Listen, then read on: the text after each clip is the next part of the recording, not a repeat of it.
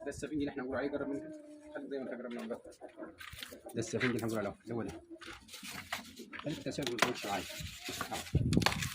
ده السفنج اللي احنا بنقول عليه، ده حاطط الارضيه بتاعت الجبل هنا كده.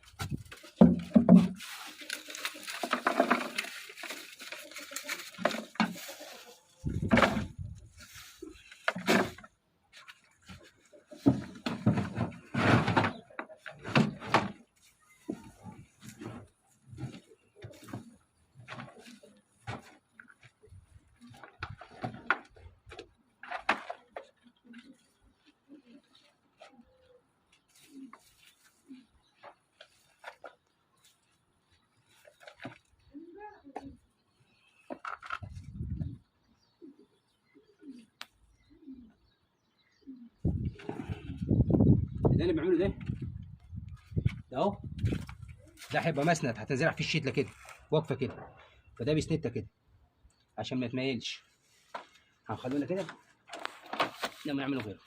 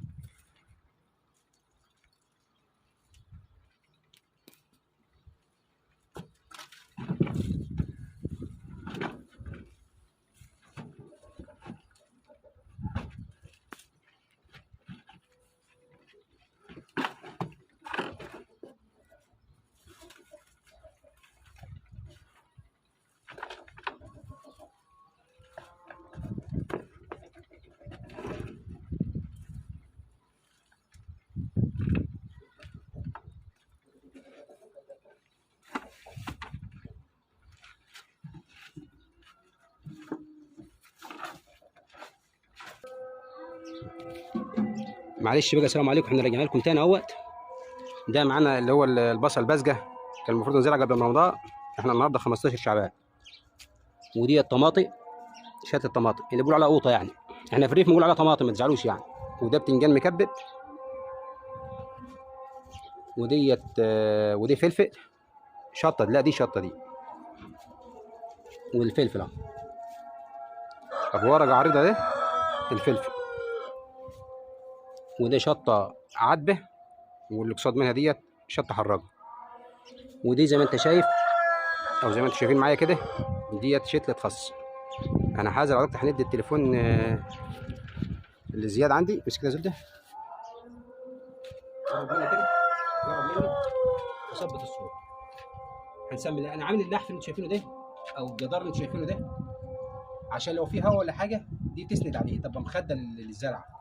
فبزرع في الجنب زي ما انتم شايفين هنا كده، دور السرعه كده واعمل كده وارجع اردم عليها كده. واللي انا بفركه ده الطمي اللي انا جبت لكم من على البحر زي ما انتم شايفين كده. بعد ما اخلص هنرجع نروح. طبعا زي ما انتم شايفين معايا هنا كده، بصوا معايا كده زد هنا، دي التجاوي اللي قلت لكم عليها بتاعت الكرنبيت، دي تجاوي ظهرت اهيت وعملت التجاوي. فانا صراحه مستحرم اجلع ازرع في الجراكن دلوقتي، فهنبلعها بعد ما تعمل وهنكمل زرع. ودي بقيه الزرع اللي فيه شفتوه قبل كده. بسم الله الرحمن الرحيم.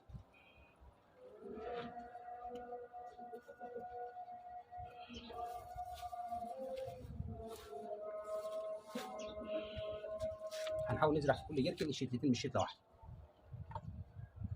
عشان الشتله دي خساره.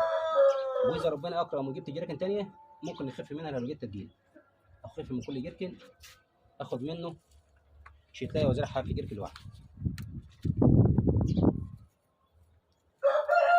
وطبعا احنا متعودين على الزراعه، فاحنا ايه هنمسك شوف صبعه ده بحطه مع الجدر هنا كده وانزل بيه زي ما انتم شايفين كده. جرب كده يا زبده، بنزل بيه كده، شوف صبعي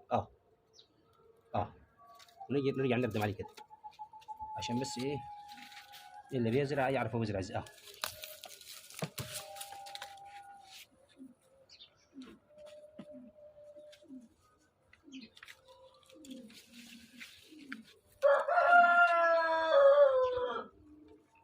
طبعا بنقض الشتليه النظيفه المصحيه الكويسه اللي صحتها كويسه بمعنى صح.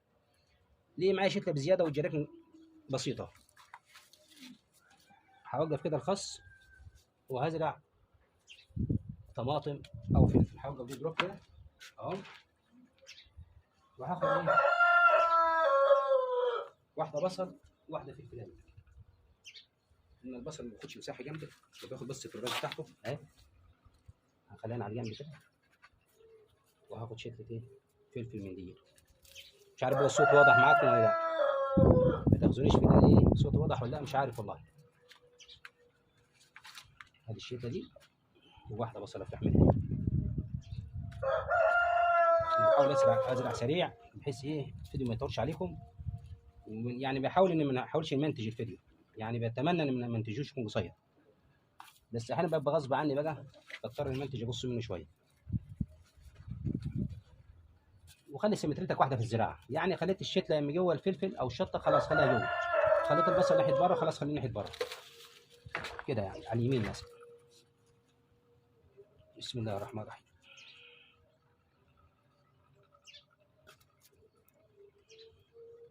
بسم الله.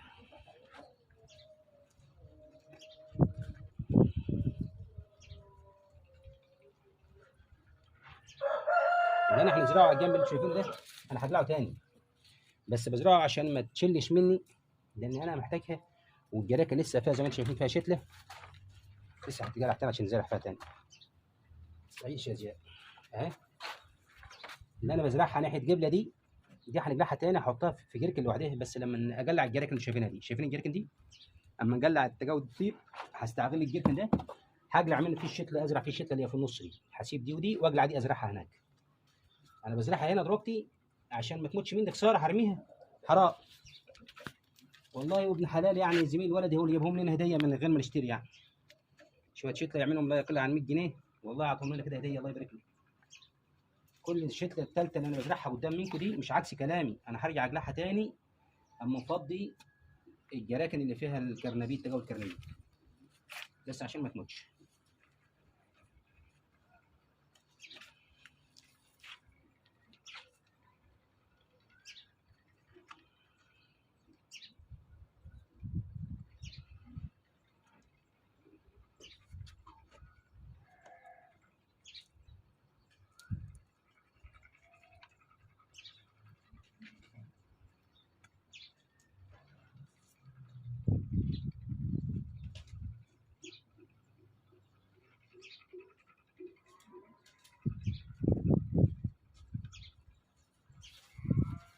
يعني ايه، هوقف الفيديو زد، استنى كده.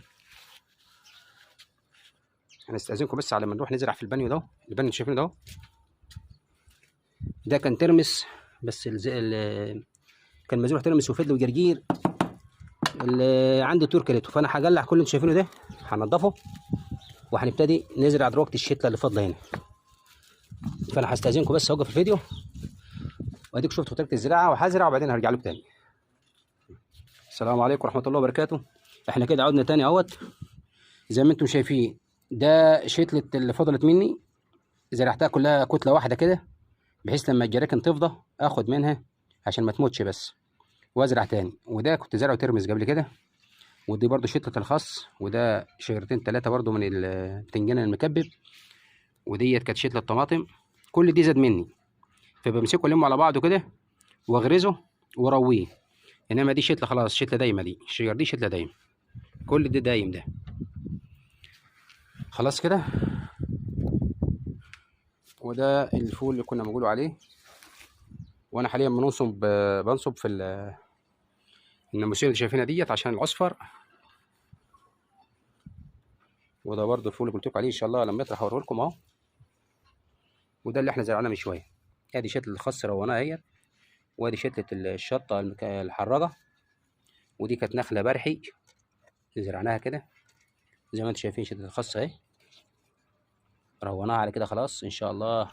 احنا دلوقتي في نص شعبان، باذن الله في نص رمضان هعمل لكم فيديو عن الزراعه دي هتتفرجوا عليها. الخس ده بعون الله على نص رمضان يتجلع، هيكون لف وكبر.